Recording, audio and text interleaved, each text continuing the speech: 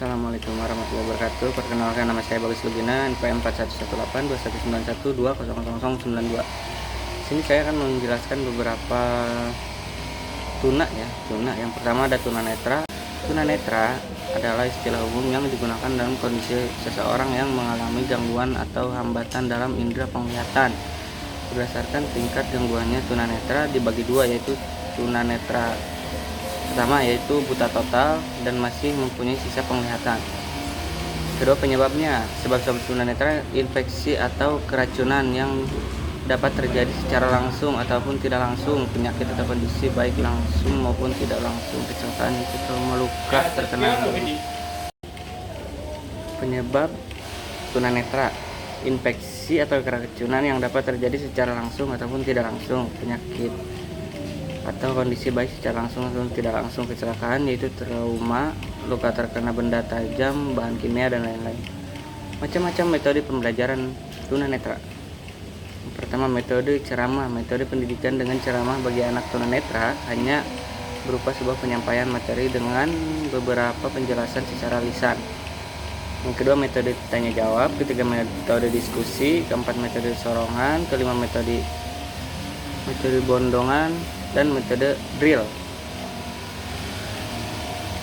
Lalu cabang olahraga tunanetra.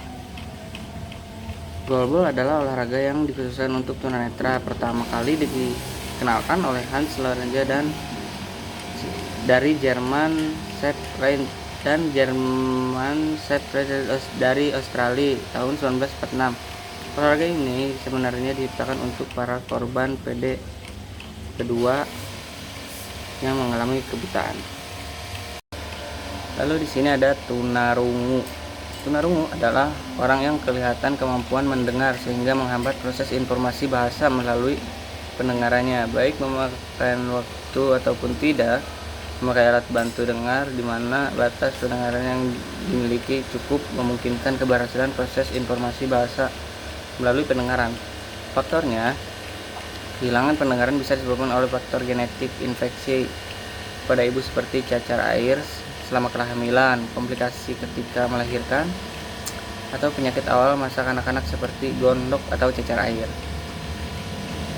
Ada beberapa metode pembelajaran yang dapat digunakan dalam proses pembelajaran pada anak tunarungu adalah sebagai berikut. Pertama, mode oral. Mode oral merupakan metode pembelajaran untuk melatih anak tunarungu berkomunikasi secara lisan. Kedua, membaca ujaran. Ketiga, metode manual. Keempat, komunikasi total.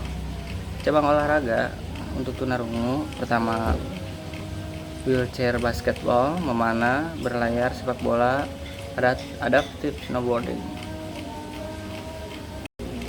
Lalu yang ketiga, tunawicara. Tunawicara adalah hambatan yang menyebabkan anak kesulitan untuk melakukan komunikasi verbal.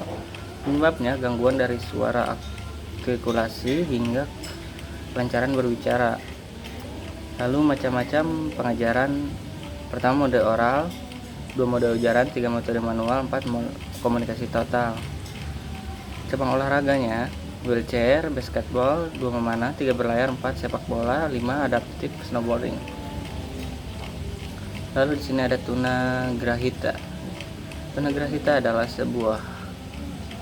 sebutan bagi orang dengan kemampuan intelektual dan kognitif yang berada di bawah rata-rata dibandingkan orang pada umumnya.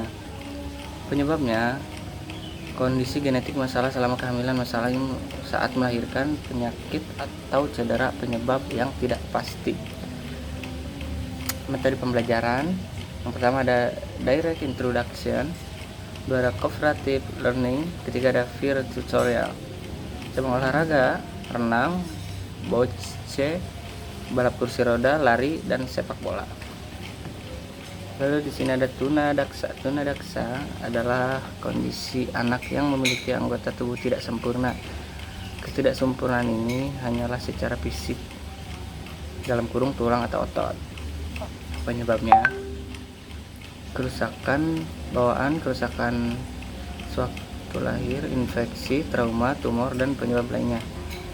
Cara pengajarannya: untuk anak tunadaksa, metode pengajaran yang dapat digunakan adalah metode ceramah, diskusi, berkelompok, praktek. cabang olahraga seperti tunagrahita, renang, boce, balap kursi roda, dan lari tuna laras.